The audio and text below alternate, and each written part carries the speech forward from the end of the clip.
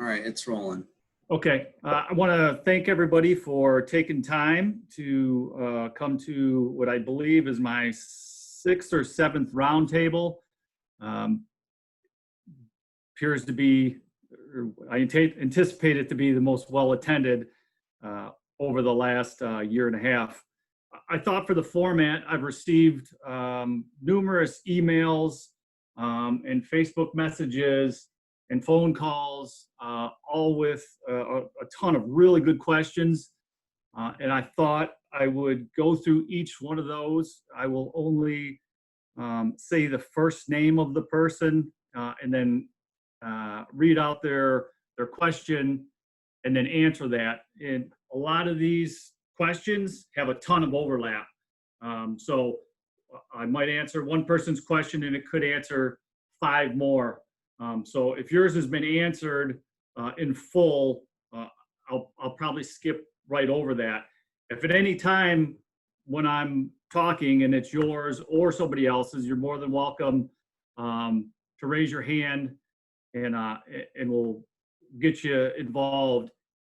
For those of you that are calling in, at the very end of this, we're going to open up the system, I guess, and everybody will get a chance to comment, ask follow-up questions. If there's something they thought of that they just brought it to their mind through some of this discussion, we'll answer those. If you got 10 people talking at once, it's not very productive. So I ask for just a little bit of patience when we work through that. I thought it was appropriate to kind of talk about, just before we read through the questions, the amount of force that we used in 2019. We had 1,204 arrests, and we used only used force 41 times. Out of that 41 times, 18 of that was we pointed a weapon or a taser at somebody. We never fired anybody. So out of those 41, 18 was displaying of a weapon, which leaves 23, which were an open hand type of subject control. The numbers don't add up because it could be multiples. We could have pointed a weapon at somebody and then we holstered it, and then we went in to put the handcuffs on or something. Maybe they resist at that point, so you could get a double number. So if you do the math, 41, 18 doesn't add up to 23. But I thought that was kind of a good place to start, just to kind of put in perspective the amount of force that we actually use here in Ferndale.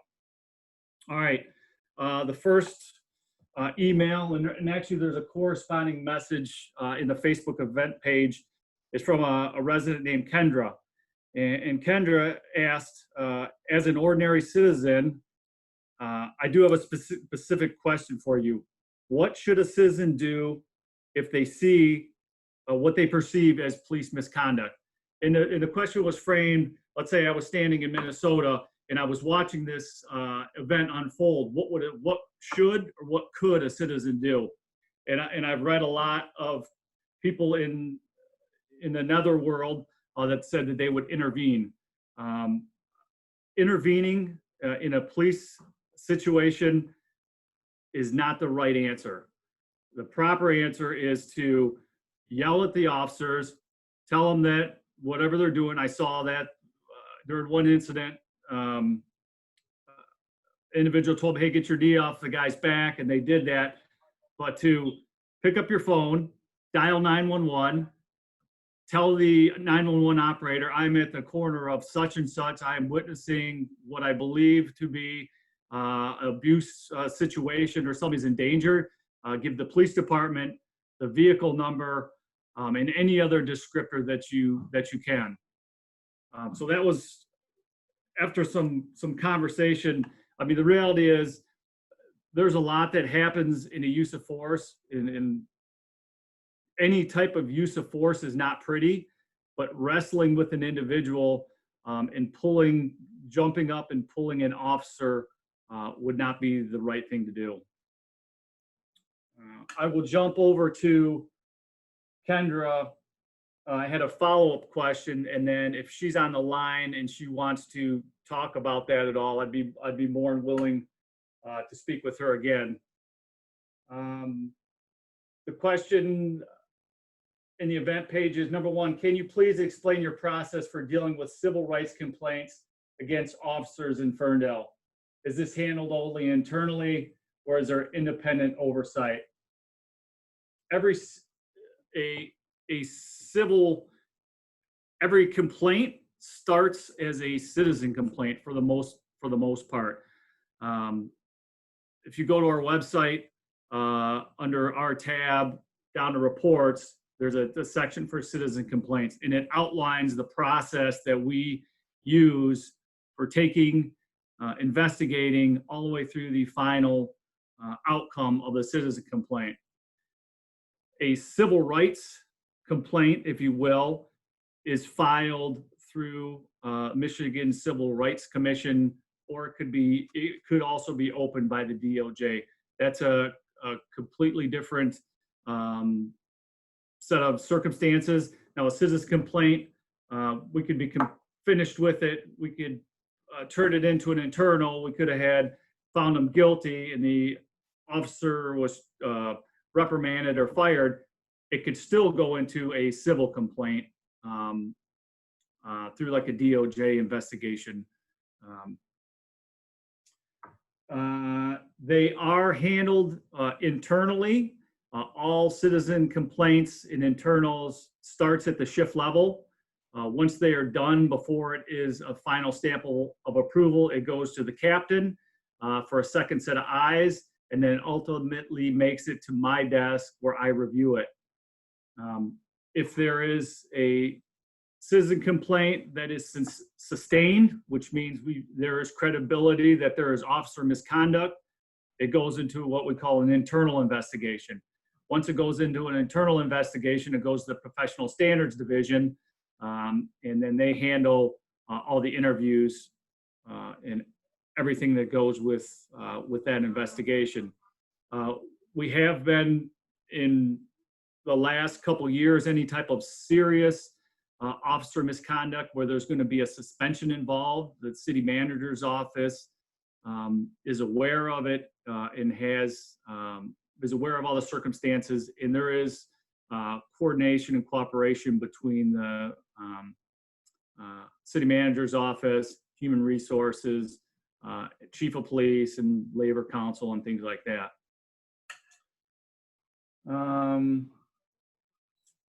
Number two, are there any sorts of peer groups in place for officers to check on one another, or conversely to support one another if they are feeling frustrated? Yes, we have the city has an employee assistance program, an EAP program, where officers can call and speak to somebody anonymously. There's several other anonymous phone numbers and organizations that officers can reach out to. They can reach out to any one of their command officers. I've had individuals reach out to me personally. Individuals have reached out personally to the captain, and I think that's a sign of the type of trust and environment that we have provided at the police department. We do have a peer support group, so we have several officers that are trained peer support specialists. The officer who's having any type of issue can reach out to the peer support group and have them available for conference. It is a protected conversations, so it builds in another layer of trust. When we have incidents of suicide or other traumatic events that we encounter on the road, a couple examples, we had a female that was FaceTiming her boyfriend. She was pregnant, and she committed suicide in front of him. The officers responded to that scene and witnessed that, and it's something that's doesn't leave your mind for a while. We've also had some vehicle collisions and some other things that were traumatic. We'll bring in a clinical clinician to do what's called a critical incident stress debrief, where the officers can talk. And sometimes just getting that stuff off your chest is enough, to kind of get rid of some of those anxieties. The best way that it was described to me is if you take a 2-liter bottle of pop and you shake it up and then you undo the cap, it's going to explode. But the critical incident debrief and talking to EAP or just talking about it, it's kind of like shaking it up, and you slowly take the top off, and you're just kind of bleeding out some of that pressure. Chief, it looks like we have a raised hand. I don't know if it's the person who posed the question. Do you want to hold questions until you get through the submitted, or do you want to take them as they arise? You know what? I think some of these answers can be lengthy. Why don't we just shag them as we go along? That way people don't forget about them and I don't lose track. Okay. I will unmute the question. Sure. Okay, Rish, go ahead. You should be unmuted now. Hey, Chief. This is Rish. Thanks for doing this, first of all, and I really, really appreciate all you guys' support and help for the community. I had been a resident of Ferndale for the last 5 years, and I'm an Indian guy. And so here's my question. With the recent things that's going on, is there a policy in place with community and police discussions, like monthly, or I don't have any answer for that. Like, I think, like, I have a feeling like, this should be something that we need to do to understand, and we need to build a little bit more relationship between community and residents. So I guess that's my question. We reinstituted our Citizens Police Academy 2 years ago, 3 years ago. And then the idea was we're going to take citizens from the community that are interested in their local government and the police department specifically, and we're going to teach them the ins and outs and let them know and just create awareness of what goes on in the police department. And then what I did is, after these folks graduated, I would bring them back. And then we would have discussions, and I would talk about different uses of force and hot button topics and new policies and get their feedback. And the idea is we're growing this community larger and larger and larger. Problem is that I would have these folks back and nobody would ever come.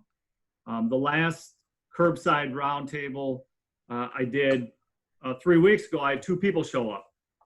So it's kind of, you're trying to find the right dynamic that allows people to stay involved. But it really does take a commitment from our side and from the community side as well. But I'm open for continuing these dialogues as we move forward together. Yeah, thanks. I mean, I think, like, yeah, the curbside thing, I saw it. And that's just basically one of my questions or suggestion, as you may call it, is, a monthly town hall dedicated to that community versus the system would be helpful. But I don't know how, I don't know much about the government or legal side of it. So that probably is just my voice. Thank you for letting me talk. So we'll stay tuned, and we'll see what unfolds as we move into the future together. Absolutely. Thank you. Cool. Thanks for calling in. Yep. Kendra had one more question. Have you ever invited social justice organizations such as Black Lives Matter into an open conversation, not just with you, but with the officers? If not, would you be willing to consider that?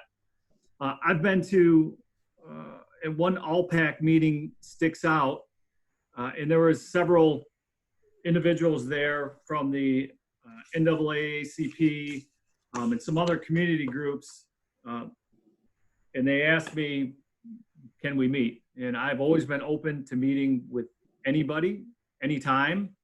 One of those individuals took me up on it. We had a conversation. His concern was he was tired of seeing Ferndale police officers sitting on the south side of 8 Mile.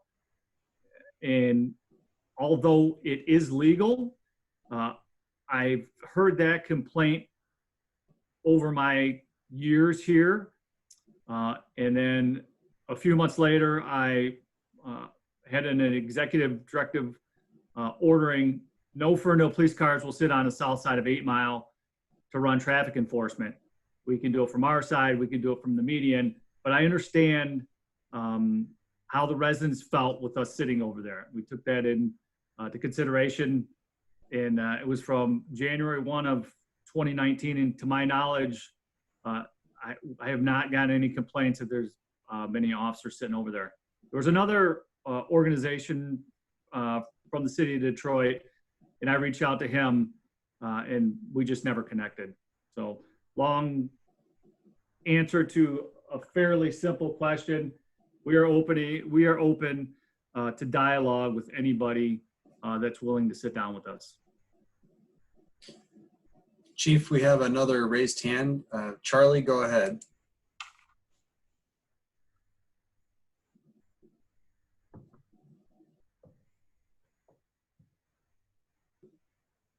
Go ahead, Charlie. Oh, hey. Hi there, Chief. Hey, Charlie. Hey, I'm a longtime Ferndale resident, live over here at Hilton and Marshall, and I'm just wondering, if you had your druthers, what would you want the Ferndale Police Department to be able to do differently, right? There's no budget constraints, there's no societal constraints. What would you want to see be better with our PD? Ooh, great question. I would love to see more uniform patrol out on the road. I would love to be able to do more programs. I would love to have a bigger budget for more training. Okay, training for what, if you don't mind me asking? All kinds of training. I mean, there's the gamut of training that we have to do is it's pretty enormous. Everything from hazmat, airborne pathogens, COVID-19, use of force, anti-bias training, ethics. I got a whole list here. Verbal de-escalation, lone wolf shooters, fire Gotcha. communications, constitutional law, dynamics of citizens encounters, internal affairs, responding to persons with mental illness, implicit bias training, crisis intervention training, sexual harassment training. Yeah. It doesn't even go into, Right. there's just a lot of stuff. And what's nice about now is that there are online platforms where we can get these in small pieces, but there is no substitute for hands-on, person-to-person, scenario-based training where you put officers in situations that they are most likely going to encounter on the road. Because if you've encountered it in training, it's not a surprise. You understand what the flags are. You know what your options are because you have worked through these already. One single training scenario to put the whole entire department through. We just put everybody through outdoor rifle training, officer down, judgment scenario training, and to put the entire department through is about $22,000. So we do 3 of these a year now. When I first started, we didn't even do one. So training is key for officers doing the right thing when they're under stress. And it sounds like the gaps there, the reason they're not happening as quick as you'd like them to is because of not having a big enough budget, or it being able to be allocated in a way where you could have implicit bias training or sexual harassment training or any of these number of things. We do all those things that I said before, but it's really the person-to-person scenario-based training. Okay, understood. Thank you. Thanks, Charlie.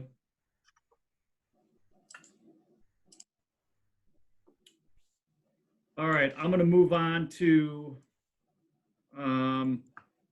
these questions were both asked by Kat from the Ferndale Inclusion Network and also Molly. So I'll start right now with, does the city have data that shows what racial demographics are for the people working in Ferndale City Government, Police Department, prosecutors? I can answer for the police department. We have 50 full-time employees. 3 are African-American, 43 or 47 are Caucasian. And then if you break it down, it's 11 are female and 39 are male.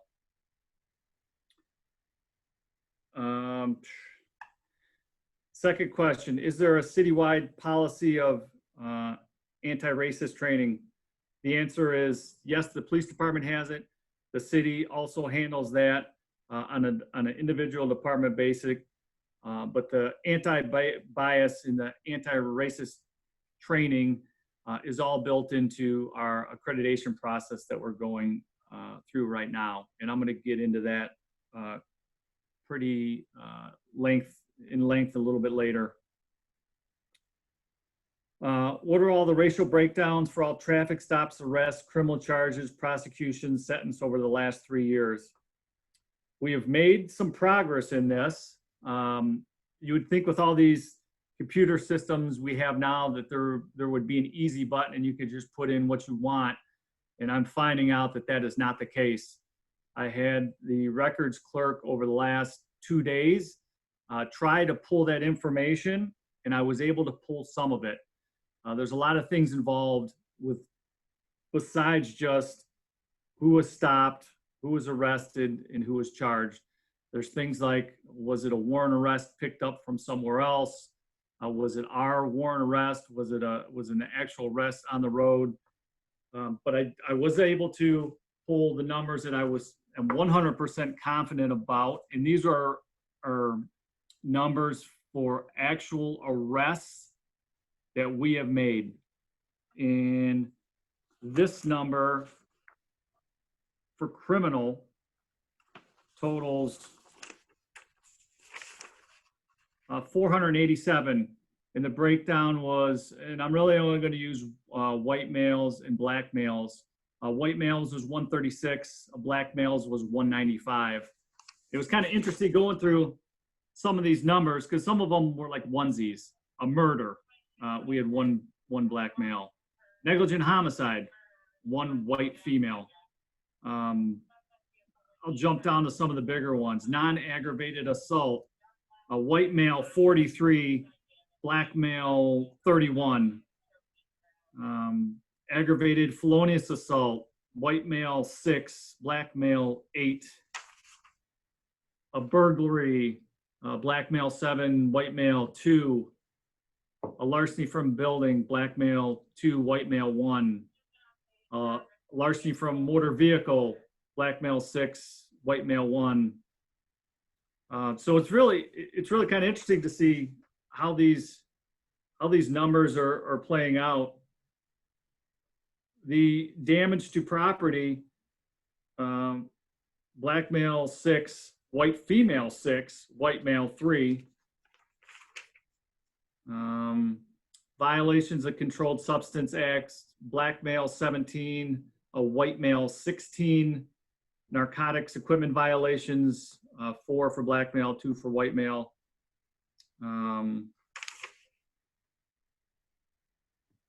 Weapons offense, black male 11, white male 2. Operating under the influence, white male 30, black male 29. So it is kind of interesting looking at the numbers. I am going to make this report available to our communications department, and we'll put that up on the website and you can look through it. What is not included in here, which is an important number, is driving offenses, warrant arrests, and all these local ordinance.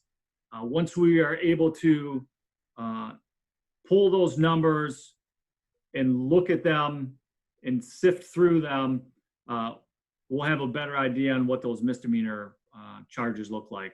So we'll be sifting through those and making those available as well. We did there has been allegations in the past of racial discrimination in our traffic enforcement and tickets. So we reached out 2.5 years ago to U of M graduate student and gave him full access to 10 years worth of data. And he did what's called a veil of darkness study. And it goes into a ton of things that I truly don't understand. But it takes tickets written during the daytime versus tickets written at nighttime. But it also accounts for geographically where we're located at, since we are located next to Detroit, and a majority of Detroit population on the other side of the border is African American. So it takes in all these accounts. It even takes in like who typically has a car and who doesn't have a car and how many times they're traveling.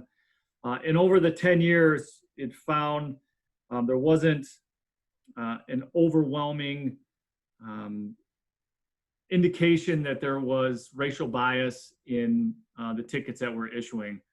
I thought it was important to bring that up, even though I would much rather have the graduate student who's friends with the city manager come in and talk about this in depth, because he can talk about the methodology of how we went through this whole process to find it out. But that document will also be available after it has to go through city council and a few other things, but look forward to that as well.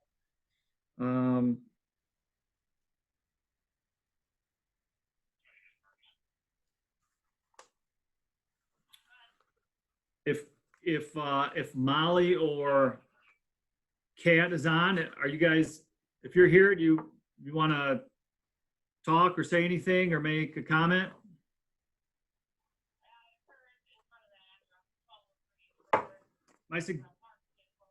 There you are. Hi. Hey, Kat. Hi, thank you so much for doing this. Yep. I'm really glad to be here and hear your report. Lots of great information. Thanks for reporting out on all those numbers.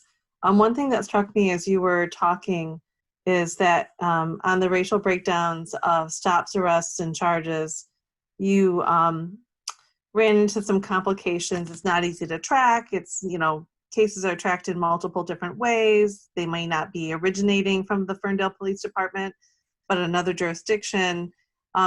What kinds of plans might you be putting into place to begin tracking them on a more regular basis? Well, I think it becomes easier and easier to track and look for patterns. I think the data is there, but we can't pull it all out and make it look at it with the big picture. So here's an example. I'm a individual that walks into the Ferndale Police Station. I got a warrant out of Wayne County. I'm an African-American man. He turns himself into us. We arrest him and Wayne County comes and gets it. That is an arrest on our part, which we didn't have anything to do with other than where he just walked into our station. So I really want to look at those and pull all that apart and see, really what the numbers are. So that you can see like what your officers are actively doing versus those that are maybe like walk-ins, as you say. Right, because I'm trying to find out, dispatch runs versus found on patrol. Dispatch runs, we're sent somewhere. We're breaking into a house. We get there, we see them running out. Versus a found on patrol where I see somebody and I stop them on my own and arrest is made. So there's a difference between dispatched, found on patrol, and all the other areas in between. Yeah, that makes sense. So it looks like you're trying to find ways to do that, to systematically track that. Yep. And we reached out to Clemis and we said, this is what we want. And they went to all their programmers Mickey's been working on it. She's got almost 2 days into it, and she finally got frustrated. And she had a spreadsheet. She had to manually enter all these codes and races and names and date of births by hand. So it was important enough that I wanted her to allocate that time. And when she handed it to me today at 4:45, I'm like, there's no way I can dive into this right now and even wrap my mind around it. Usually when the groups are starting to track that data, they run into those exact problems and they have to figure out ways to more systematically do it. It should be easy as writing a program that can pull out all these different things. Just like the first report that I read. This is a standard report. Well, why can't I do it with all the other things that I want to know? It just doesn't, it's just not there yet. It will be, it's just not there now. Thank you so much. Yeah. What else you got? Did you want to give a shout out to Ferndale Inclusion Network and tell folks how to get a hold of you? And sure. Thanks.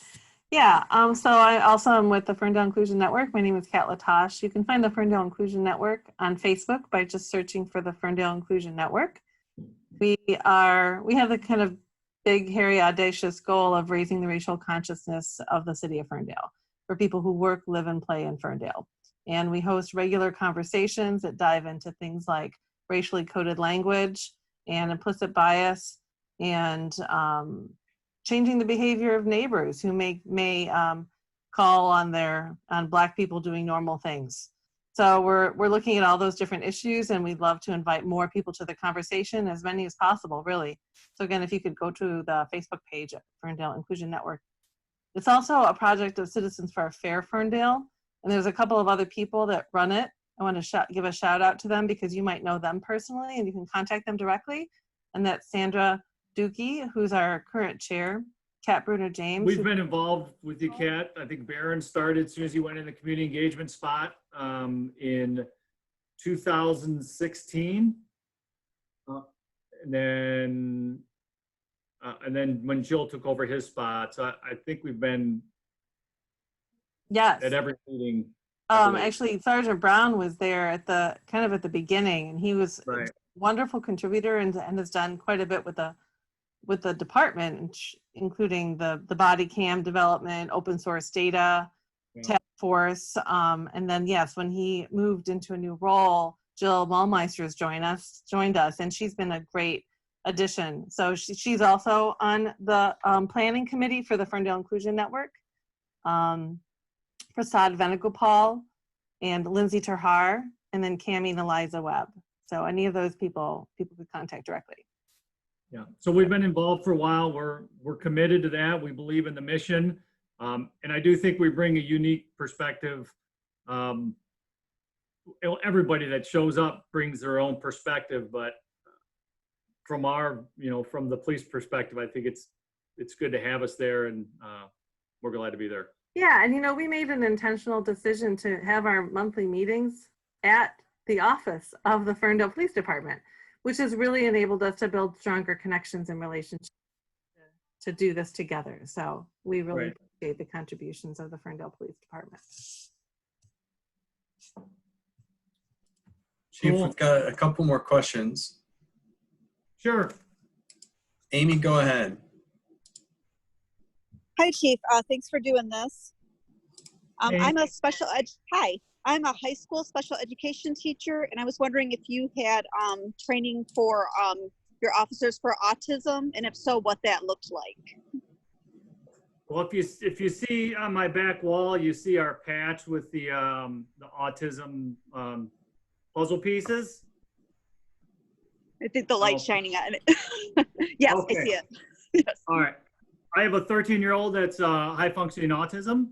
So this is something that was always been important to me. We have several officers who have children who have autism.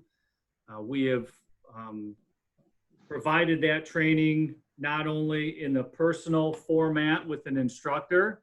One of our officers is trained to teach that as well.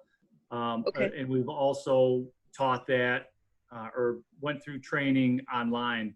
We've worked with OU Cares Okay. on some stuff as well. So yeah, it's something near and dear to my heart. Yeah. And that's called OU Cares? Yep. Okay, I'll have to check them out. Thank you. You're welcome. Thanks for coming. Sure. Okay, next chief is Megan. Go ahead, Megan. Hello, it is a pleasure to talk to you. We see the cops rolling down Paxton all the time. I have lived here with my husband and my 3-month-old. Well, he's only been here for 3 months. For about 5 years now. And within that time, you know, Ferndale is a small community. Everybody hears everything. And I remember a police officer or a judge or someone running or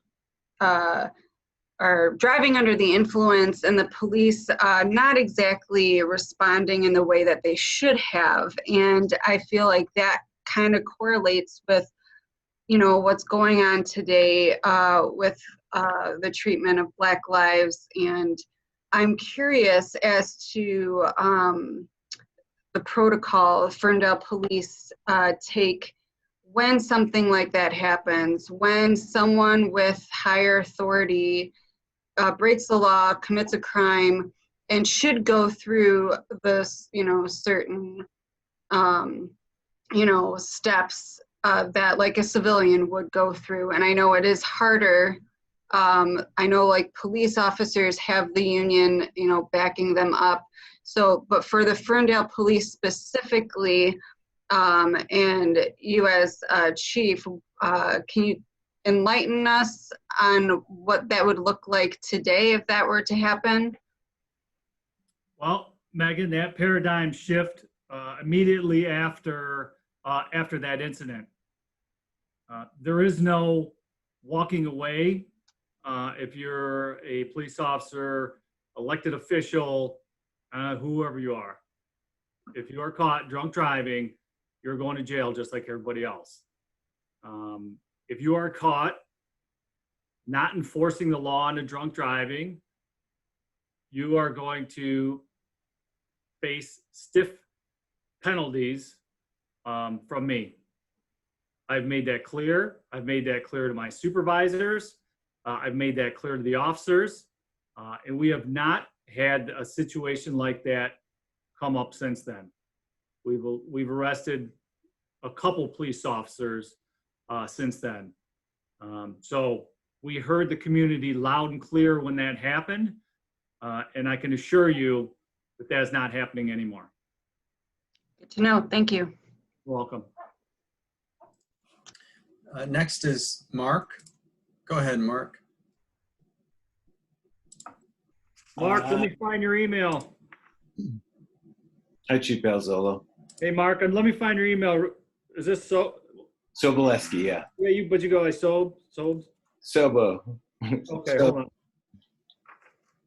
We emailed, right? Yeah, we did. Okay, I got your stuff out here. Go ahead. I have a question based on something you had mentioned tonight.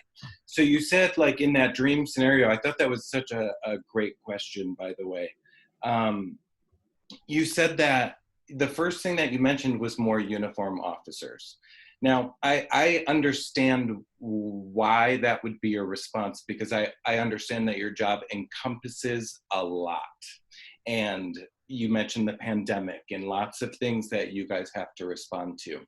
However, the current climate in the country is that more uniformed officers is probably not what the public is looking for. So how do we rectify your needs and the ideologies that are bubbling to the surface in our country? I think people don't want more uniformed officers unless they call 911 and they really need them. Then I think their tune would change. I said this is a dream scenario because I understand we're not getting any more. Yeah. So I knew it was kind of a make-believe question. If I could have everything I have, I know what my staffing levels should be. They're just not. and that's okay. We will carry on with the mission. I don't know if that answers your question or just raises more questions. It's a tough. I don't think there's necessarily an easy answer to the question. I think it's something that is going to take a lot of dialogue between, right, what the community wants and what our values are, and how we, go about doing our business. Right, and more officers doesn't necessarily mean they would be in uniform patrol. Right. Maybe it's a second community engagement officer. Maybe it's another level of supervision for an administrative command officer that's sole job is to review everything. Yes. So it's more than just putting boots on the ground, in the scout car. Sure. Thank you. No problem. Okay, next we have Ebony. Go ahead.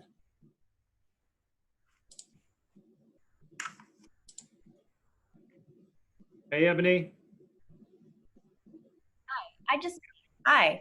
I just wanted to get some clarification on a statement that you made regarding the question before the last question regarding strict penalties or some sort of reprimand that would be enforced by you for officers that don't hold other officers accountable, whether it's for a DUI or for any sort of excessive force situation. Can you be specific on what sort of penalties or what sort of reprimand or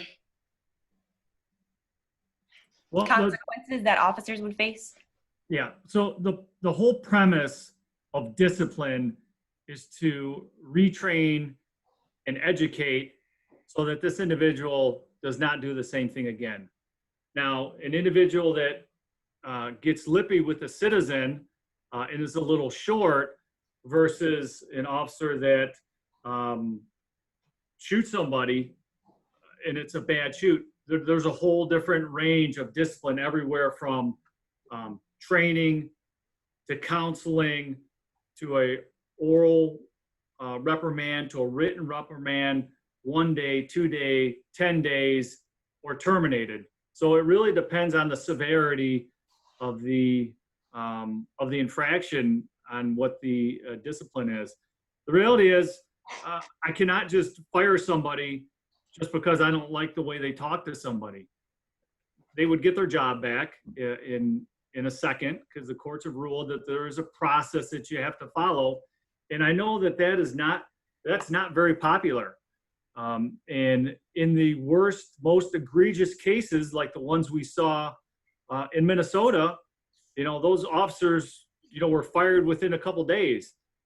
And I think it was, even though we'll see what happens with them, if they're not given their due process, there's a chance that it can get overturned. But I understand why it was done, and I probably would have done the same exact thing myself, and then I would have suffered the consequences and had the court order me, to give their job back if needed.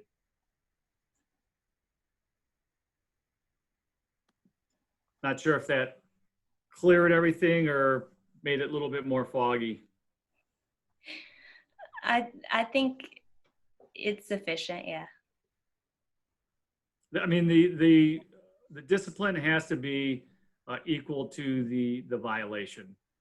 If somebody drives and they get in an accident and they ran a stoplight, I can't fire them for that. So the discipline could be: is it his first time? Is it his second time? Is it third time?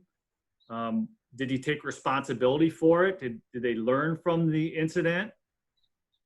There's a whole lot of factors that go into discipline and progressive discipline. Understood. Thanks. Okay, next, I believe Janet was next. What happened to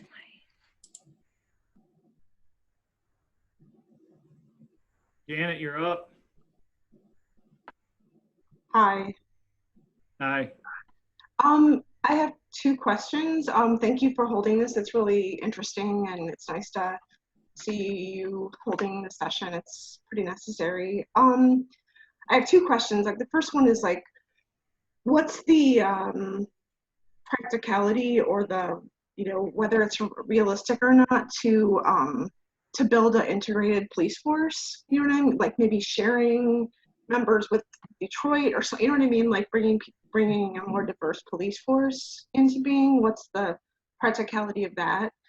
And then secondly is like, more than just training, is there some way for police officers to maybe connect with African American people more? Like go to prisons and hear their stories. And sometimes I feel like racism is just, because we don't connect with people of a different culture or a different race, so we just don't know what their lives are like, you know what I mean? So what's, you know, is that something you've thought about, like having more than just in the police station? Have you thought about having police officers like go and hear the stories of Black felons or African American felons and hear what their life was like, or hear, you know, what their challenges have been, so the police officers really connect with them as people and not just police officer and detainee, you know what I mean? So I'll start with the second one and then move back to the first one. okay. Never thought about, you know, hold on, I can turn my radio down. Okay. Never thought about going to a prison. I did work in a prison when I got out of the military back in the early 90s. It was down in Texas. It was an interesting time, and maybe go back to school, to say the least. But you know, we deal with people all the time, and in understanding different perspectives is part of relationship building.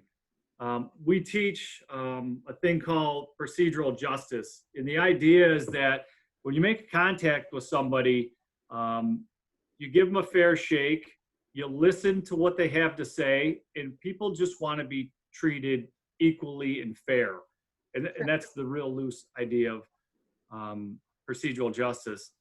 We're willing to talk to anybody at any time. Realistically, I'm not going to send our folks to a prison. They wouldn't let us in. So I'm not sure the mechanics of that, but I get the gist of what you're saying. It's about, you know, building relationships with people and understanding that maybe somebody's having a bad day. Maybe there's more going on in their life than we understand.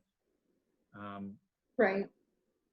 The first part, you're talking about regionalization of police departments.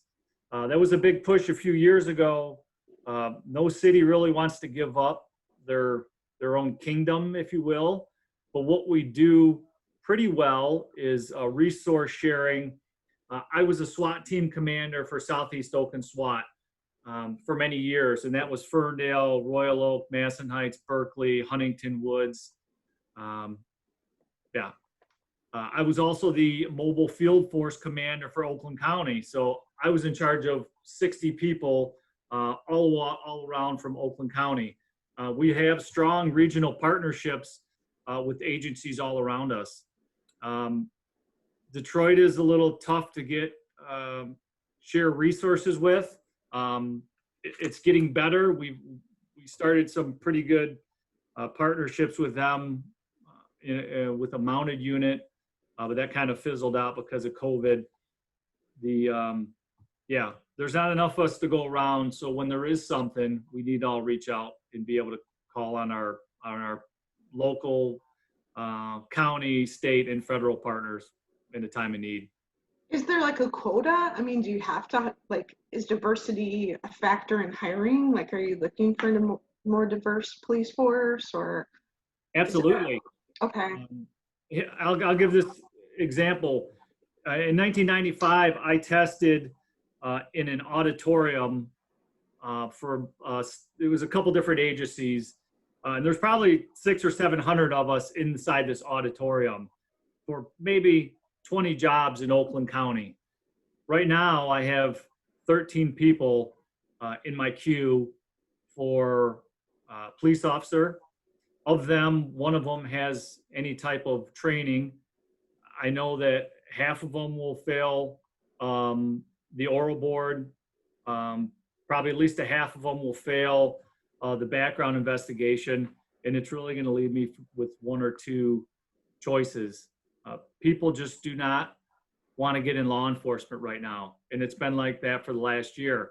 So my charge to everybody who's listening, if you know somebody that has a good moral compass, they're a good person, they're service oriented, they have honor, integrity, compassion, send them to the Ferndale website, fill out an application if they want to be a Ferndale police officer.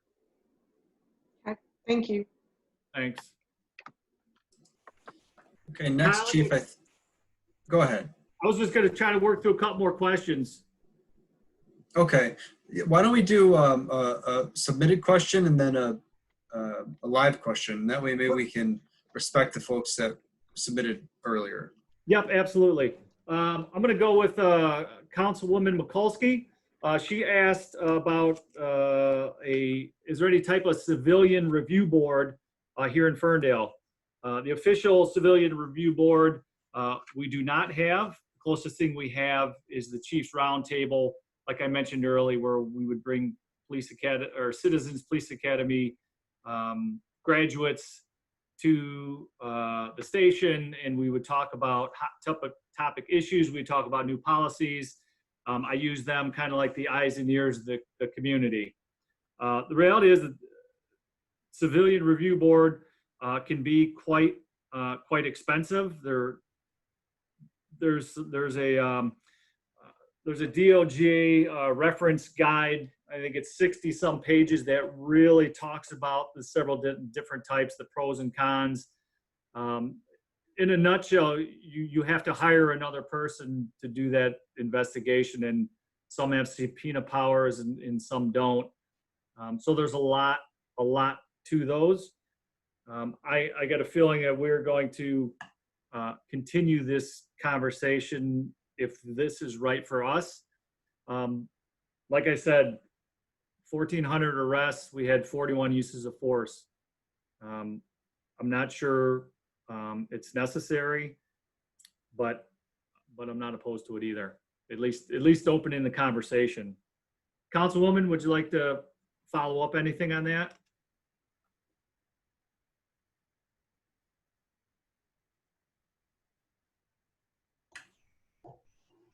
I'm assuming you're talking to me. Yeah. I had a screaming baby in the background, so if she starts up again, I apologize. I just didn't know if you wanted to add anything to that. No, I think you summed it up very succinctly. I appreciate you sending over that document to me because it's something that I'd never heard of. I really want to dive into it. I know there's been a lot of outcry from the public to have a civilian review board, but I can see the pros and cons. When we think about physicians, for instance, physicians have their own internal review board. And in most cases, that's sufficient because we as lay people don't know exactly what would be going into a review for a physician within a medical environment. I would assume that that's the same with law enforcement.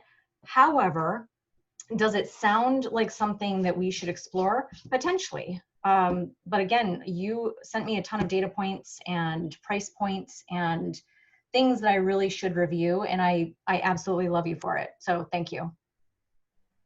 You're welcome.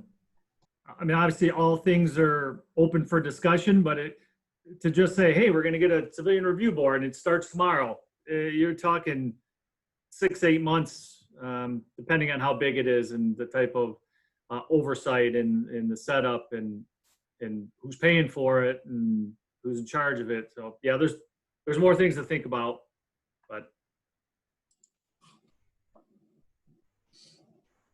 Okay, Good. Chief, we'll do our next live, and it's Darlene. Thank you for waiting. All right, Darlene, you're up. Hi, Chief. Can you hear me? I got you. Awesome. It's great to meet you. Thank you for doing this. Absolutely. I was going to ask about the Civilian Review Board as well, so I'm glad that already came up.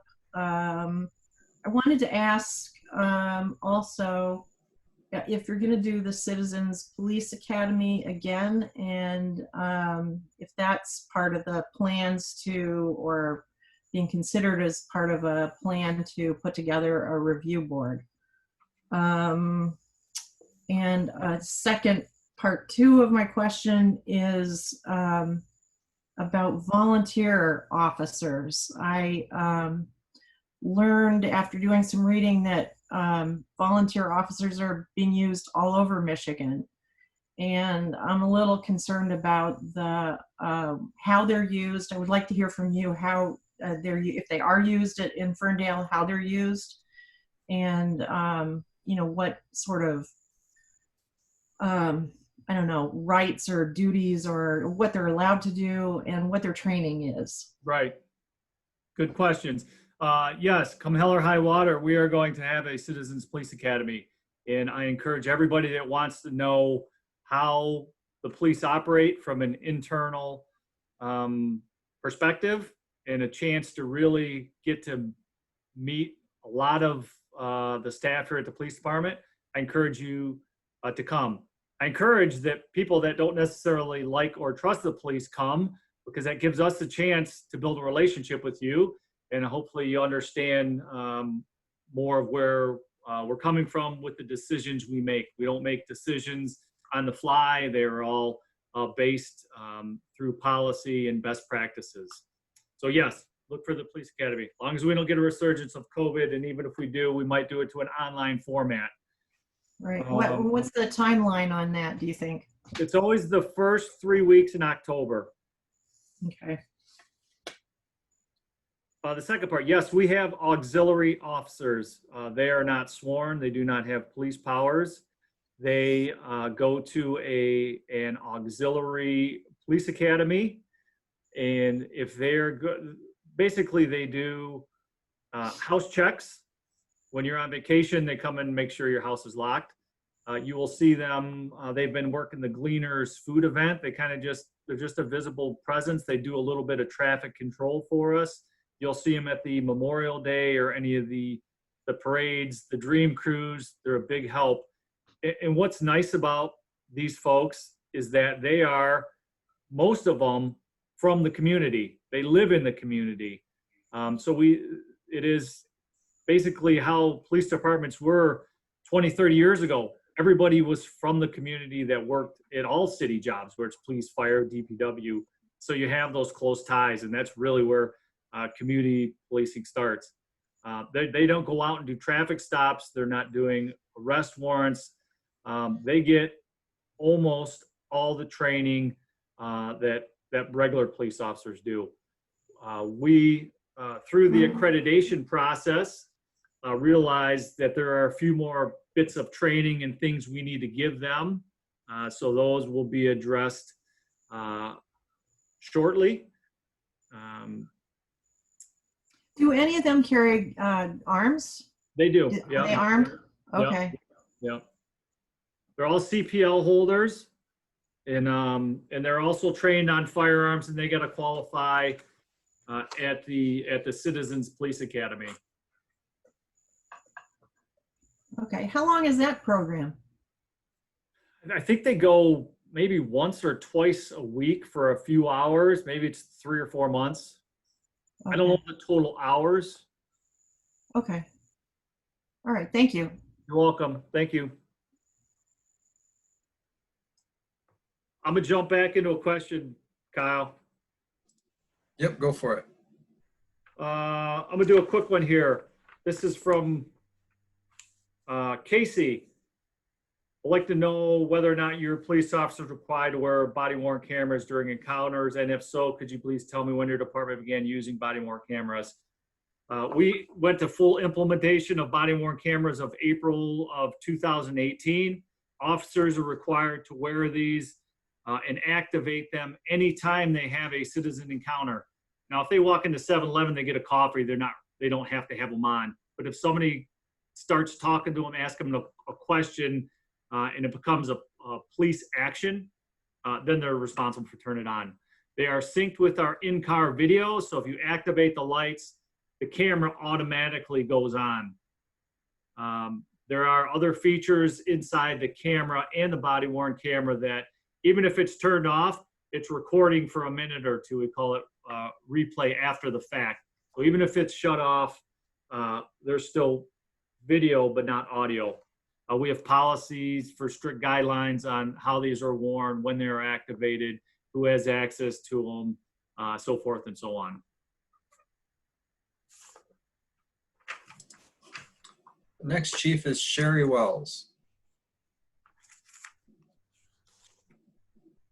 Well, Sherry, it looks like the version of Zoom that you're using is somewhat incompatible. So I have to promote you and I will demote you afterwards.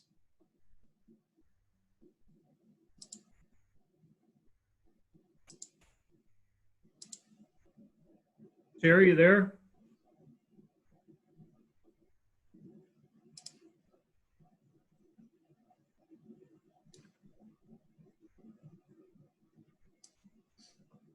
Sherry, it looks like your mic is not either connected or on. I'll leave you unmuted and we'll take another question just while you try to get that working. Yep, I got a question from Councilwoman Raylon Leaks-May.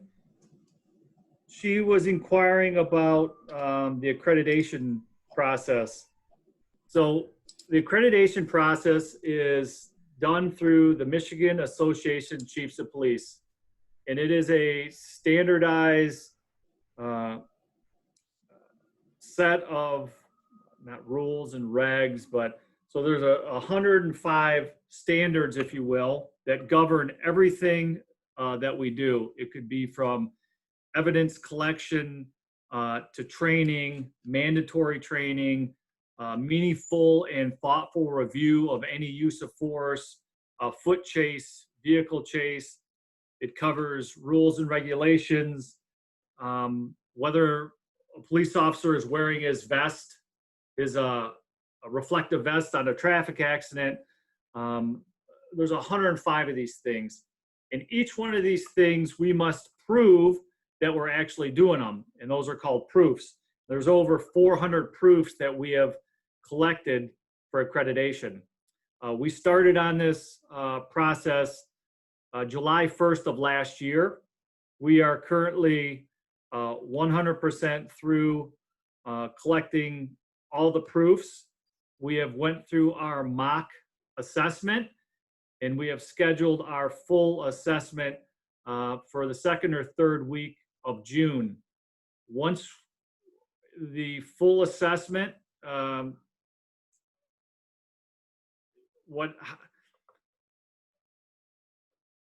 we would have 3 or 4 assessors from other agencies. They have access to the entire building. They have access to all our policies, procedures, and all these proofs. And they go through the entire department with a fine-tooth comb. At that point, if we pass that, there's one more board that we have to go through. And then we should have our accreditation awarded sometime in September.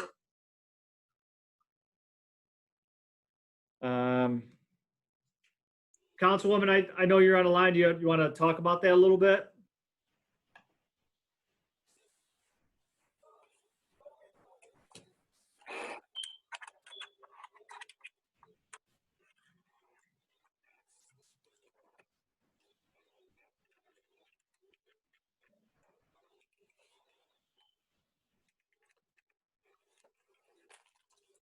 Which councilwoman, Chief? That's you. Okay. All right. I'm sorry. I stepped away to throw something in the oven. I apologize. That's all right. I just explained when we could expect to be fully accredited. I went over the standards, the proofs, the mock assessment, the full assessment, and then the final board recommendation for awarded accreditation, which we anticipate to be in September. Okay. So, yes, I sent you some questions. I believe it was yesterday evening. Yeah. To ask you questions regarding the accreditation process and how the police department had been utilizing what was learned during the accreditation. I mean, because there's a point where even though the accreditation is going through the process, it's not something to utilize when the process is done. It's something that's kind of ongoing. I was speaking with the Oakland County executive yesterday evening, and he was asking me some of those questions. And I did let him know that, one, how proud I am that the department did partake upon this accreditation, how close we are to completing it, in addition to how I'm pleased that what you're trying to do is show the community, the council as a whole, that the department is willing to step up and take accountability and be transparent for all of their, well, just all of the actions, and just want to know that just be approachable to the community and let them know that you're open, you're an open book, and that you're here to, you're here to do your job, and your team is here to do their job to protect and serve. So the Oakland County executive and I just had a conversation last night, and although I know that I sent you those questions a little late, you probably weren't able to answer them then, but just know that he and I had a very fruitful conversation, and he did a taping with that, and I just pretty much what I said now is what I said then. So just want you to know that I thank you for what you're doing. I thank you for you and your team for stepping up, and let's keep going forward, because let's continue to keep Ferndale open and inclusive, and a place where people can come to and feel as if, they know that their police department's doing their job, and that we can feel safe where we are in our own backyards. The accreditation process, once we get it awarded, it's not over. It is a continuous collection of proofs, because just because you used a proof last time for year 2020, you still need a proof for 2021 and 2022 and then 2023 when you go back through the whole process. So it is a continuous gathering of proofs, improving that you're actually doing what you say you're going to do. You're following the policies that you say that you're following. So you're saying it's like when you take on like when you go through like a process or a course, how you have to kind of keep educating yourself to show that you're still moving forward. Is that correct? Absolutely. Okay. What was nice, it was kind of validating that we were really doing a lot of stuff right, policy-wise. I think the things that taught us was that, documenting everything, writing better reports, how to handle petty cash. We've done it the same way, since I started. It probably was 30 years before that. We had to adjust all these things because they see where the holes are. They see where there could be a theft or misuse, and it just kind of opened us up, because if you're only living in your own little bubble, you don't look at the world around you. People know how to do things sometimes better, right, if you're not exposed to that. So it really opened our eyes how to do things in a more uniformed way. So, Chief, may I also just one more question? When I believe back when the former chief was chief, he used to provide council with what was called, I guess, an activity report. Is that something that you would be thinking about bringing back to council? It was a report that was submitted to council members maybe once every couple of months, if I'm not mistaken, and it just kind of showed the activities that was happening in Ferndale. And to take it one step further, would we be willing to include any sort of a demographic information in there that, of course, protected individuals from their privacy, but kind of let the community know and council know how the police department is, one, the things that you come across, and two, how you're handling it? Yeah, when I was the captain for the chief, he never really talked about that. The time that we did talk about it, he goes, I don't think anybody reads it. He goes, I just kind of do it for myself. He liked to write things down, and it kind of kept him connected with the officers on the road. I mean, that's a clerical thing. You know, I read every report every day. So yeah, that's a clerical function. If that's something council wants, and I don't know how much time it would take, but I mean, that's what the records department could put together. I mean, we get daily logs. Yeah, Chief, this is Mayor Piana.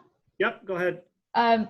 I have a suggestion on that. As someone who received those reports for years on council, I think it would be helpful to see sort of trend lines of where crime stats are on key crime stats that our residents would be interested about, to see where the city is headed. Sometimes when there is a crime in this city, the perception that crime is higher than it actually is, and having sort of where are we, because we're at the lowest crime rate that we've ever had, is my understanding. So having some high level stats that we put out on an annual basis of showing what our trend lines are would be helpful. Yeah, that's a statistician's job. I'm sure we have somebody that could put that together if it's not already available through crime mapping or some of those other digital resources that we have at our access. So I'm hearing the capacity to get that done is something that we need to take a look at. I think anything's doable, as long as you're willing to throw the staffing hours at it, and there's clear cut direction on what you're looking for. Okay, thank you. Yep. Okay, Chief, let's try Sherry again. I think she may have figured it out. Sherry, go ahead. Yes, my browser messed me up because I've been on so many Zooms just fine. About 20 or so years ago, when we had the Block Club Network, we had a meeting at which we talked about neighborhood mediation. And one of the best stories that happened was neighbors that were calling the police like 200 times, and they finally got the neighbors together. They worked things out. And in fact, I had a neighbor of mine and I that worked out things using the mediation process. In fact, he thought it was really cool when I got an article about it in the paper without mentioning his name, and he comes over to me and he says, "Is that us?" So that's something that can reduce a lot of the stress on police officers. Is it something one mediator in the system could free up whatever you prefer on your officers? Yeah, Sherry, there are enormous amount of calls that we go to and we fix it for the day, but it's not fixed forever. We ultimately want to solve the problem, and then we don't have to deal with it anymore. Sergeant Brown and I have tried to use Oakland County as a mediation service, but the deal is both parties have to be willing to do it. I can count 2 or 3 times where the police department, I was willing to pay for the mediation. They didn't have to pay for anything. I just needed to get them to show up to the table, and takes 2 to tango, I guess. And we could never get it to work. So we're aware of that mediation. We've tried to use it. I've had 0 success with having 2 people that actually wanted to use it. Well, it worked for my neighbor and I. He cut down the noise and I cut down my grass in the backyard. There you go. And then at Christmas time, he called me up and said, "Would you like a bagel?" And he brought it over. That's a good neighbor right there. But we had to work on it. It was an aggravation for a long time. Right. I'll look into this more and see if there isn't a way to introduce the concept to people better, and then maybe we can try it again. Yeah, there was even a time when we talked about sending one of our officers to get certified as a mediator, and that just never ended up happening. So maybe that's a better route. We can just, I guess maybe if it's one of us, I don't know if a police officer being the mediator is better than having an impartial third party that doesn't have really any meat in the game. They use a lot of volunteers. I know I've done mediation in different forms. I got certification a long time ago. but also used it in a court situation and others where they have volunteer mediators, and it does. We'll have to look into it further. Right. Thank you. All right, I'm gonna answer an email from Alan. His first question was how race factors into police reports and identification. What script is used when calling the non-emergency officer on duty? Can you take the useful descriptions without factoring race into it? And his question was, he called a few times for different incidents, and from what he can remember, the conversation went like, what is your name? What is the incident? Are you in danger? Where are you? What is the description? Are you African American? And that's where he ends. We try to get the most amount of information possible. Reality is, whether you're African American, Native American, Caucasian, you have blonde hair, you have black hair, all those things are very important. It shouldn't be the only thing asked, but it is very important to ask, ask those things. He wanted to know about why are the Ferndale police all white?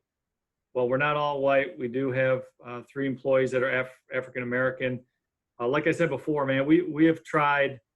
I've got a list here of places we've tried to recruit at over the last couple of years. The National Minority Update, Michigan Chronicle, Between the Lines, MCOL's website, MML, Glassdoor, ZipRecruiter, Indeed, LinkedIn, city website, jobs.com. We've gone to different police academies.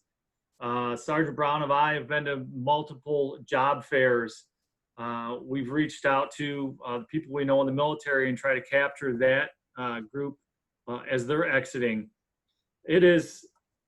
It's frustrating, and like I said earlier, if you know somebody that you think would be a good Ferndale police officer, they've got a good moral compass, they're honorable, they have integrity, please have them fill out the application, and we'll take a look at them.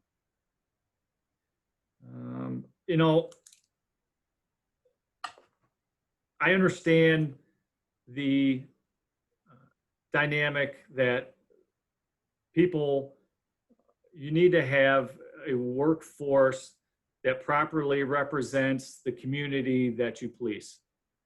It's no different than a little girl growing up with a doll that looks like her versus growing up with a doll that looks like somebody else. But I will say that, I really need police officers that are good people, that have integrity, they have that moral compass, that are honest, they show compassion. That is the most important characteristics that I look at. But I also need them to just put an app so we can even get a look at them. So again, third time, if you know somebody, please have them fill an application. He asked about training to prevent racism. I said, it's mandated ethics training, anti-bias policing training, de-escalation, dealing with emotionally disturbed persons. What's the rest? Dynamics of citizens encounters, verbal de-escalation, physical de-escalation. So we talked about that. He asked, what do you think about the FBI warning 10 years ago about white supremacists infiltrating police organizations? I didn't see that. I haven't heard about that. I guess I can't comment. I don't think we have any supremacists infiltrating our organization. He's a 15+ year resident. I appreciate him for reaching out to me. Looks like we've got one more hand up. Okay. Mike, go ahead. Good evening, Chief. This is Augusto Mike Flores. How are you doing? Buenas noches. Buenas noches. Buenas noches.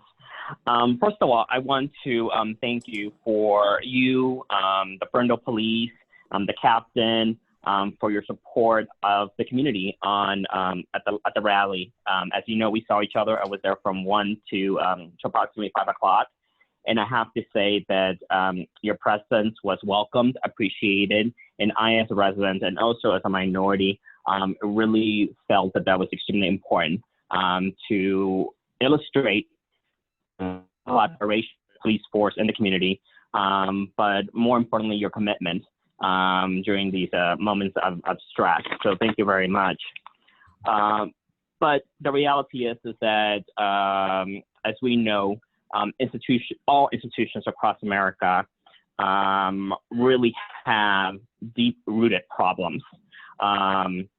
And I believe that enforcement institutions, not necessarily ours, but in general, do have some institutional problems that need to be addressed, in particular, implicit bias. And that's very difficult to train, to go to a class for. And that's really where I want to focus, because I do applaud our Ferndale Police for having great policies, but I think that implicit bias really talks about when those policies are enacted or enforced, are they enacted and enforced proportionately? Or does really implicit bias come through where some policies are enacted and enforced disproportionately?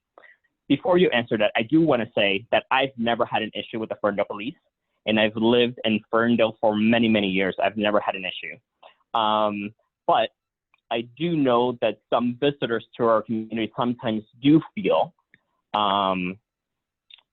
stressed when they come and visit our community. And I always try to explain to them that that is not the type of community that we live in. However, I do know that it is very difficult to put a policy around a very abstract and very difficult thing that is rampant throughout our nation. So can you speak a little bit more about that, and maybe what are some of the mechanisms that maybe the Ferndale Police has to kind of monitor that implicit bias? Sure. Well, first of all, I think any implicit bias training, the key is really awareness, being aware that some of these things are inside you and you might not even realize, that you're acting on them subconsciously. So a policy in its purest form is implemented and executed regardless of, race, creed, sex, anything. But a policy is just a piece of paper, right? Mm-hmm. Unless there is, and I'm a firm believer with my military background, that the tone and the culture of a police department, a fire department, a city government, anywhere is set by, in my case, the chief law enforcement officer. They set the tone. They set the tone for what is allowable, the type of behavior that is acceptable, what is tolerated, and what is not tolerated. And when the chief of police sets that tone and he holds his first line and second line supervisors accountable, and they hold their people accountable, so it goes from the top all the way down to the lowest employee, and what is allowed and what is not allowed. Now, that's easy said than done. It takes constant supervision, not only with road sergeants going on runs with officers. A few years ago, we implemented the fair and impartial policing policy, and inside of that policy requires 2 random found on patrol videos per month per officer. So the sergeant would do the officers assigned to him, the lieutenant would do the sergeant, the captain would do the lieutenants, and I do the captain. And we're looking for any found on patrol. So these are ones you're driving around, you see a guy walking, you stop him. That is where I think you'll find the true character and attitude and how a person deals with somebody just to found on patrol. So that ends up being over close to 700 random videos. And we're looking for not only their demeanor, but how they're speaking to people. Maybe we're noticing minor policy violations. Maybe we're noticing some lapses in training. So not only do you get the 600 plus random things, we also review every single police pursuit. We review every single piece of video on a use of force. And I think it really gives us a good picture of what these individuals that we have working here are really acting like. That, I think, is a great way on how you enforce the policies. It starts from the top. Leadership is intertwined in that, and setting the tone on what is acceptable and what's not acceptable. Cool. Thank you very much, Chief. I do foresee this becoming an area that's going to be further explored at the national level. So I encourage you and I encourage council and the rest of the city government to look at kind of best practices to see how to best measure. And again, it's difficult, but I think that that's going to be extremely important after kind of these most current events. Once the country has more time to reflect on the most current events, to really see how do we continue to help organizations like ours excel and really be in the forefront of community engagement and really kind of avoiding kind of these crises that are present in other communities. I did want to follow up on one question that a previous resident had in terms of the diversity in our workforce.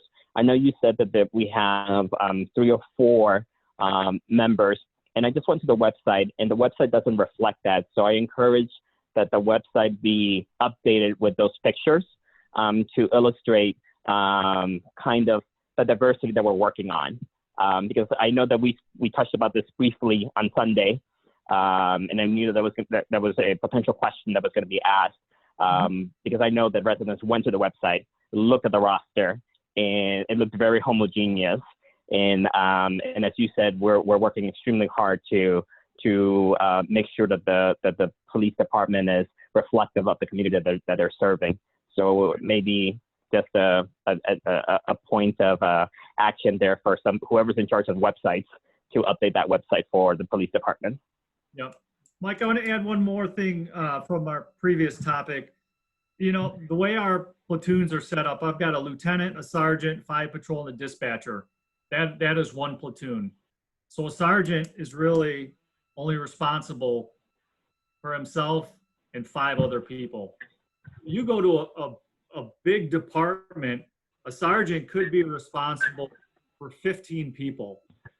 And I bring this up because you don't get away with anything on a small department like this. Everybody knows what's going on. Everybody knows that if there's a bad actor, and they'll point out if somebody is not toting the line. So I think it's to understand, you know, size and scale. When you have a small department, you don't use a force and like somebody doesn't know about it. Everybody knows about it. We know about it. As the chief of police, I know every single use of force that happens. I know every pursuit that happens. I know every citizen complaint that happens. The bigger you go on a department, I think that, you know, there's some things that get lost in translation with, you know, span of control and things like that. Yep. No, I would completely agree with that. With that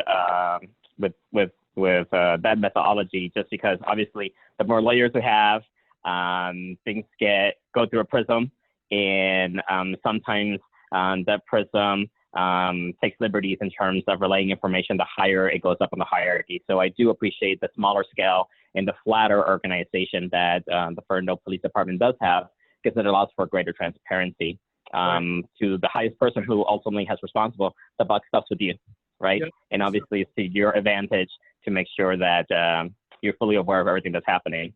So once again, that was the end of my 2 questions that I had. But again, I just want to conclude on a positive note from my perspective, Chief, that again, I think that this really is a point of reflection for our country. I think it's a point of reflection for our community in terms of what we expect from institutions that serve us. And I think it's really an opportunity for us to come to terms and say, if we are good, how can we be better? And I think that that's maybe the sentiment that you're hearing from the Ferndale community, is that we're extremely proud of our Ferndale Police Department and all the other institutions that serve us. But how can we be better to make sure that our community never faces a crisis like these? And I think that your forums like this, you being present on Sunday, are definitely all the correct steps in the right direction. So thank you, and gracias. Ciao. All right, I got an email from Justine, a 3-year resident of Ferndale, and she had some questions about our use of force policy. We call it resistance to violence.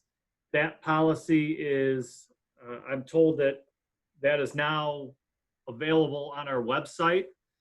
And there are 10 or 12 points here, and they are all covered on our policy, but I would like to read them. Our policy requires officer to de-escalate situations wherever possible by communicating with subjects, maintaining distance, and otherwise eliminating the needs for use of force. We use a system called ICAT, Integrated Communications Assessment and Tactics. And the idea is that if we communicate better, if we assess the situation better, then we can implement better tactics. And a perfect illustration of this is, let's say I go to a home and there's a individual in their bedroom and they're suicidal, they have a knife, mom called on them. I've seen videos where officers have put themselves in extremely poor situations. They went into the room, the individual charged at them with a knife, and then they shot him. But the reality is, the tactics were terrible. They never should have went in the room. They had no need to. They could have stood outside. They could have communicated. They could have came up with a better plan. They could have kept the door locked. They could have got a shield. There's a whole bunch of things they could have done. So that's one of the, it was a 6-part training we went through, and that was a recommendation through the KRW report we went through a few years ago. So that's built into our use of force policy. It says you allow officers to choke or strangulate civilians in many cases where lethal force could be used instead. Choking, any type of carotid chokehold, is not allowed in Michigan. It's never been taught. It's specifically forbidden in our use of force policy. This also includes compression on the chest or positional asphyxia. So if somebody is laying on their stomach and they have their handcuffs behind them, and you put them in the back of a police car in the seat, there's a good chance that they can't breathe and they're going to die. So those things are all outlined. Requiring officers to intervene and stop excessive force, that's spelled out clearly. If you are on scene and you notice another officer that is operating outside of the policy and using excessive force, you have a duty and obligation to stop that individual and then report it to your supervisor. Clearly spelled out in our use of force report. The reality is, if one of those officers in Minneapolis would have done that and told that guy to get off his neck, we probably wouldn't be talking right now. Restricting officers for shooting from moving vehicles, that is shooting at or from moving vehicles, that is also prohibited. Talks about the use of force continuum. The use of force continuum, it's a flexible, dynamic environment. So you use the amount of force needed to control the situation. You don't use more, you don't use less. But that doesn't change the fact that, let's say if somebody has a knife and they come at me, I would be authorized deadly force. But if I have the ability to find some cover and create some distance and not have to use deadly force, it doesn't prevent me from still talking and negotiating them. So that the use of force continuum is very flexible.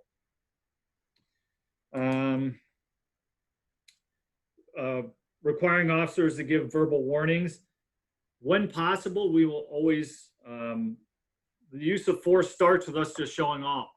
And then it goes to verbal commands, and then it goes to hands-on, and it incrementally goes up. But if possible, yes, we're communicating with anybody before a use of force is used.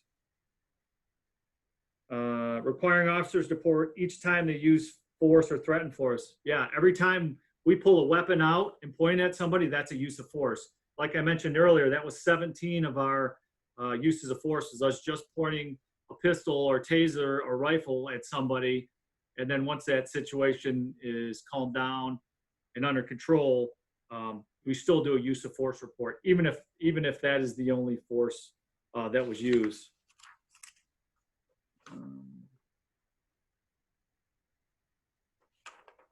I think,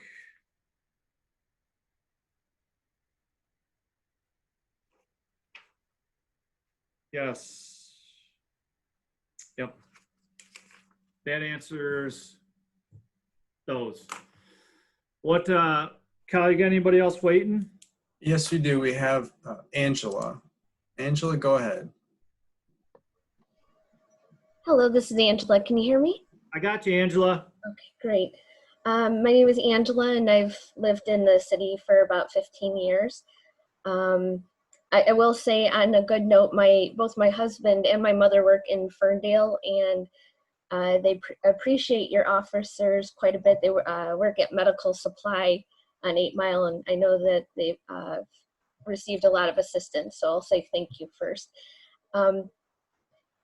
Usually what we're witnessing online, and forgive me if you've covered this already, is not necessarily the implicit bias of officers, but also the implicit bias of others who utilize the police, your barbecue Beckies, if you will. And I guess I have a few questions regarding that. One, are officers trained to recognize that, to de-escalate? Are there repercussions for people that use the police in that way? And is there training to address the wrong that's actually been done to the person being called on? Because I think while we witness a lot of things online, it's usually people trying to utilize the police to police who's in their neighborhood or who they feel should be in a coffee shop, or they're using the police based on their own implicit bias. Yeah, we've encountered that in the past. We've went through some training. We actually, I got a great video from the Ferndale Inclusion Network that specifically talked about that. I showed that to my entire command staff. So the first conversation takes place with the dispatcher. That is the answering point. They collect all the calls. So when we're collecting these information and somebody's calling, we're looking for specific behaviors that are suspicious or possibly criminal in nature. To say that there's a person walking down my block doing nothing, that he doesn't live here, he doesn't belong here, you're gonna have to give us a little bit more than that. So it really starts with the dispatchers. We try to get as much information as possible about the behavior, and then we dispatch cars on that. Sometimes, if there is something that's a little ambiguous, we may just drive down the street and not talk to anybody, just make our presence known. What's the repercussions for people that do that? I don't know, man. Take a video of it and put it up online. The social outrage through social media seems to take care of that on their own. As far as police, unless you report a crime and you make a false police report of a misdemeanor or a felony, like, hey, somebody stole my car and you really wrecked it, those we can prosecute. But just calling in something because you feel a certain way, unfortunately, there's nothing illegal about that. There's no repercussions we can give. I can't train a civilian on how they should act. I would hope that the community would do that as a whole. maybe not the best answer, but yeah, that's kind of where we're at with that.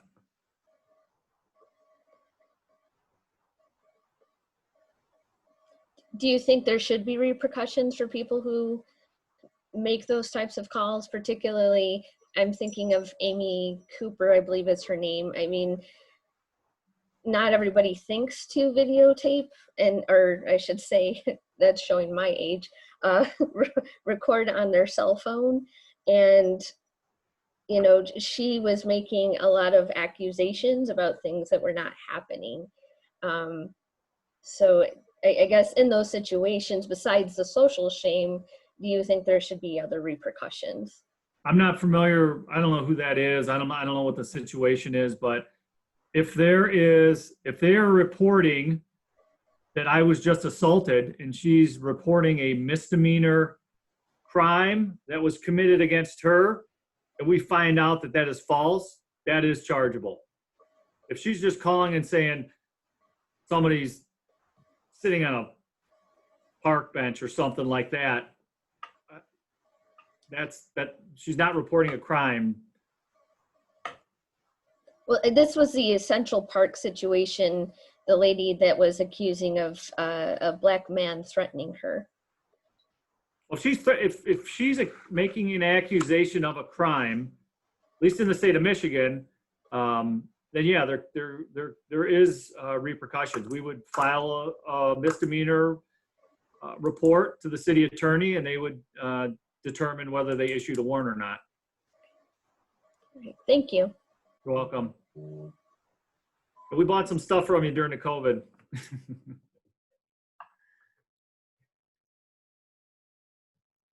Okay. All right, I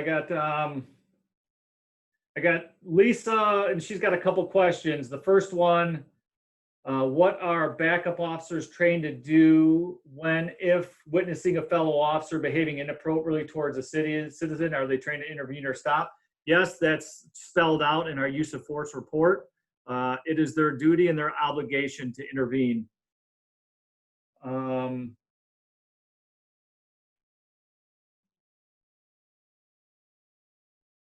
She asked for a neighbor if we regularly review body worn cameras. I talked about that a little bit ago, and yes, we do.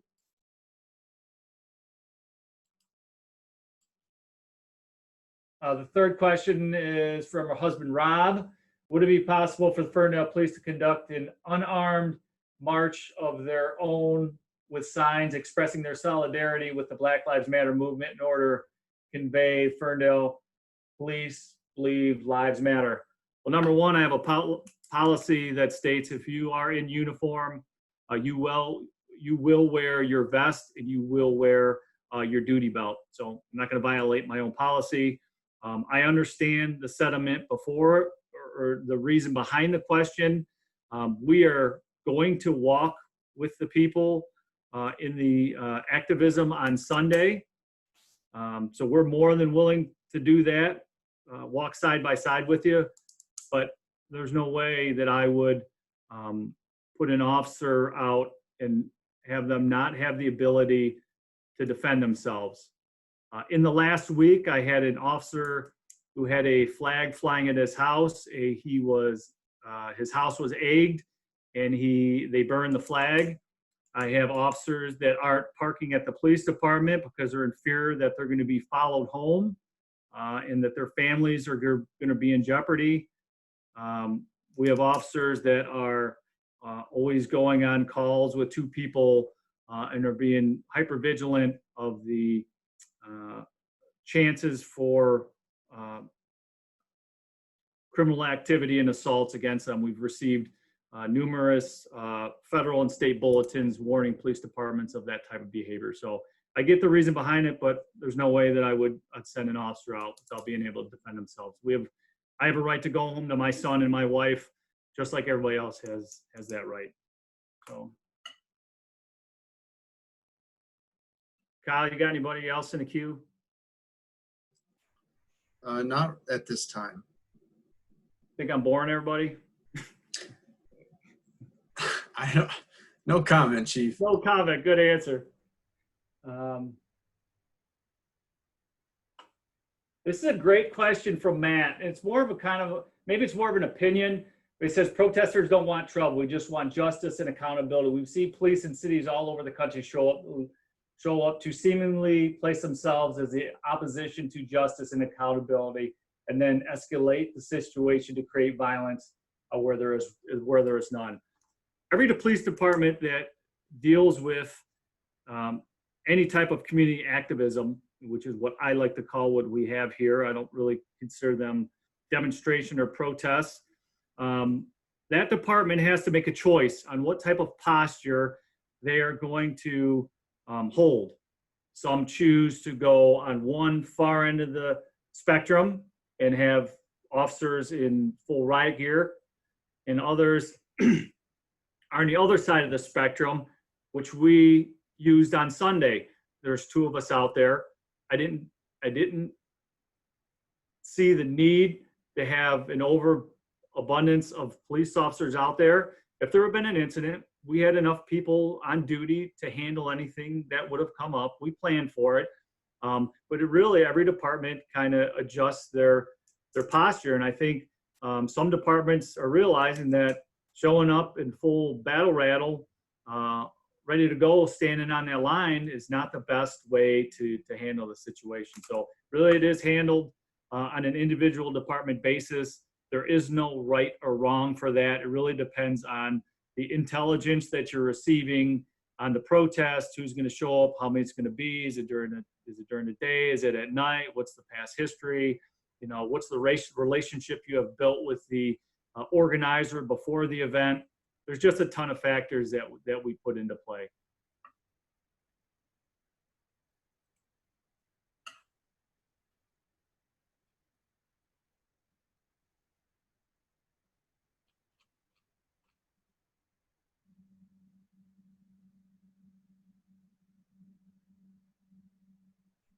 I think we've answered all the questions. I did have one last one that I was saving.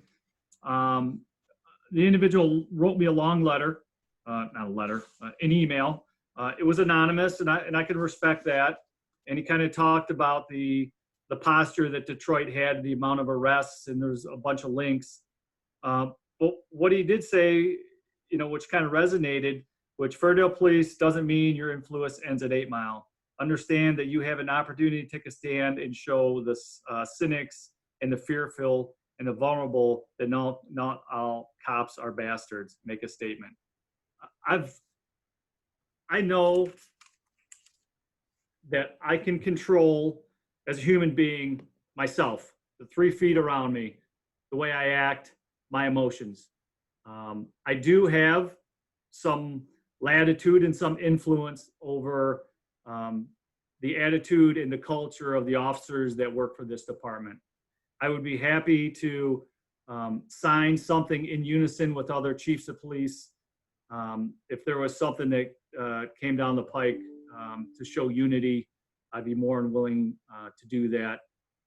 And I would imagine that the Michigan Association of Chiefs of Police, the Southeast Oakland Chiefs, the Oakland County Chiefs, the FBI National Academy graduates.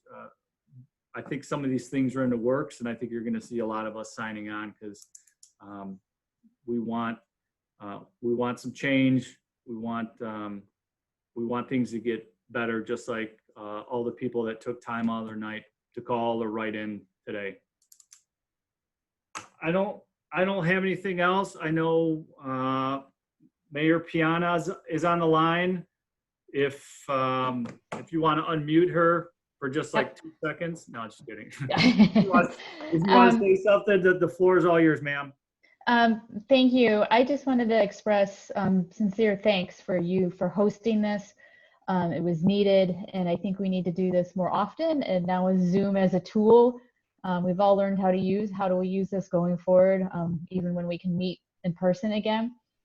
But I just want to say on behalf of council, I just appreciate the honest dialogue with our residents about what's happening in the nation right now and what they can learn from our police department how we're approaching policing.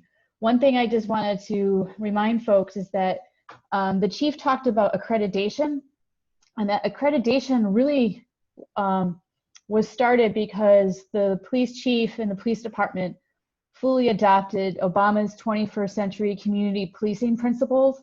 It came out of his 2015 task force report in relation to the incident with Michael Brown, and our police department fully adopted those pillars and principles. And what you're seeing is the last 4 years of implementation of many of those recommendations coming from the task force. Accreditation is a big one to reinforce the accountability around those community policing principles.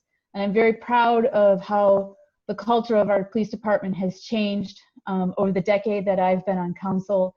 Of course, the work is never done. It is always a work in progress in upholding the standards we expect for ourselves as professionals, and upholding the values of our community.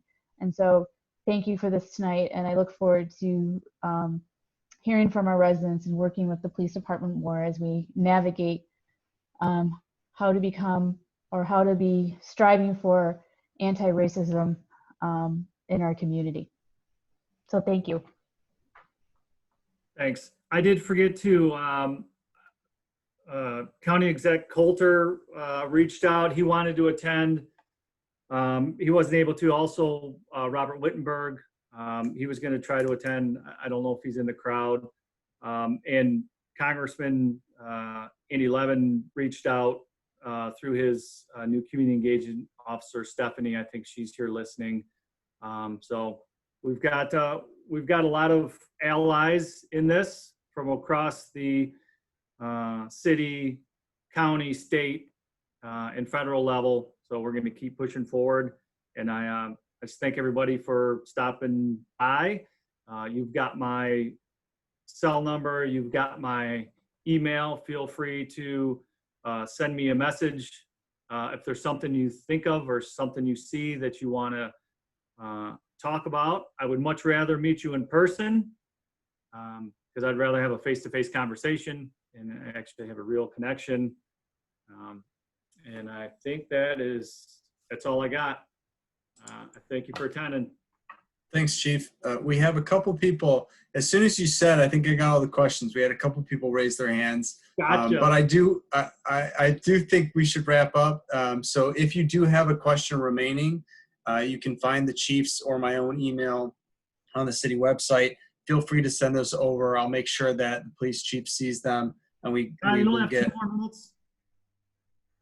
If you want to take them, let's take them. Do it. Get it out of the way. I'm here.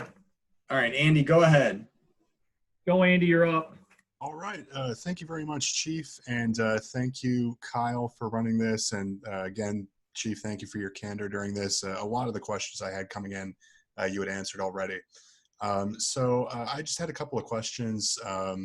First of all, starting kind of from a policy standpoint, it sounds like Ferndale's already done a lot of legwork in requiring law enforcement officers to complete training on implicit bias, de-escalation techniques. Do you support Michigan Senate Bill 945?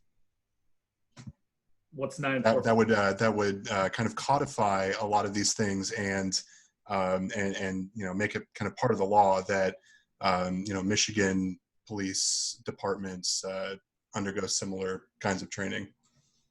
Andy, you know what I love when they make it law? They have to pay for it. So yeah. Very true. Very true. And so another policy question here. 2 words that a lot of the people who have been following the news lately have recently learned are qualified immunity. And so I'm just kind of wondering, what are your thoughts as to qualified immunity, how it applies to officers involved in bad shoots, and what we can do to maybe readdress that? Buddy, that's way above my pay grade. There's things that are put in place that I walked into. Qualified immunity is one of them. If you are a police officer acting under the color of law, there are certain protections for you, like qualified immunity. But I don't think it's 100%, protection. I mean, if you're wrong and you're found criminally guilty, you deserve to go to prison if it's that type of offense. Yeah. Okay. And so we've talked a lot about accreditation over the course of the last couple of hours, and I just wanted to ask you, just on a personal level, what would you say about the process to law enforcement other officers in other departments? If you're talking to citizens in other communities who want to kind of want to encourage their police departments to pursue that process, what bits of advice would you have for them? Not all police departments and not all chiefs are created equal. I think the first step is to create a relationship with the chief or some of the elected officials or some of the command staff at the police department. I'd say the best place to start is with the chief. If he doesn't have time for you, then I think he's a bad chief. Okay. Well, I appreciate that. And again, I really do appreciate your time. I'm not sure if it's been brought up over the course of the last couple of hours, but there's been some talk recently of requiring our law enforcement officers to carry malpractice insurance, kind of taking the burden of penalty or settlement or stuff like that off the taxpayers, and maybe encouraging better practices in communities across the country. Do you have any thoughts on that? I have not heard that that coming through local law enforcement. I do know some federal agencies where they are carrying that themselves, and I couldn't wrap my head around it. I guess I didn't look at it from the perspective of maybe that would make you behave better. I have no idea how much it would cost. Yeah, that I always knew that there was going to be a question that I was totally not prepared for, and that's it. You got me, Andy. Oh, I'm sorry. I'm not trying to get you. I'm just. No, that's all right. It's just never. I have not heard that. That's never come up in any of the chief circles I travel in or any of the discussions. It's interesting. I wouldn't want to pay it. I mean, it's not like we make a ton of money. We're not getting rich. No, I do understand that. I'm conscious of our time here, and I'm sure there are other people with questions. So I just kind of want to wrap up on a community question. Lately, people have been conscious of law enforcement officers living in the communities that they serve. And so I'm wondering if you have a sense for how many of the officers on the Ferndale Police Department live in Ferndale, and 2. Okay, wow. So just to follow up on that really quickly, do you think it's important for police to live in the communities that they serve? How can police departments encourage officers to live in the communities that they serve, and how can communities encourage officers to live in those communities as well? When I first started, it was a requirement for residency. After your first year on, you had to live in the city.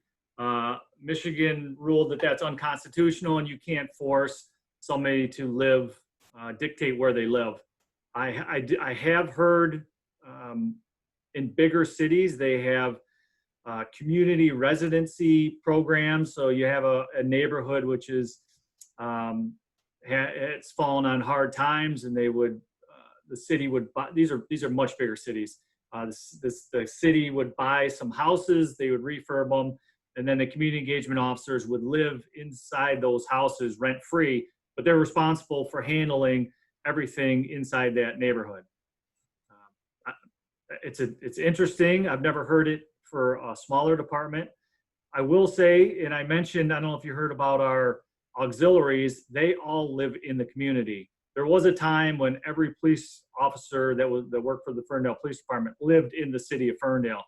The good thing was you you had that built-in community engagement because you lived on that street, your kids played on that street, your kids went to that school, you're involved with all those things. Yeah. So you knew a lot more of the residents.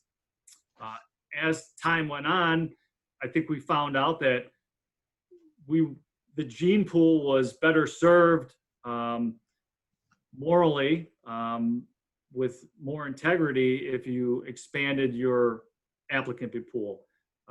There's three brothers that worked here. There was two brothers that were both chiefs here.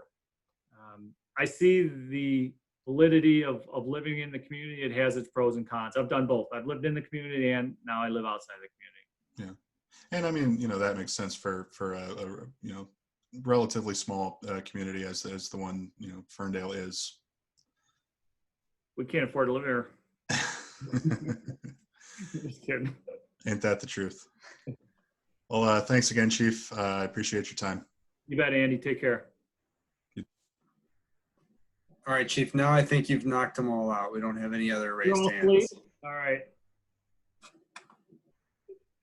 All right. If I've got nothing else, I appreciate everybody taking a couple hours out of their day. Thanks.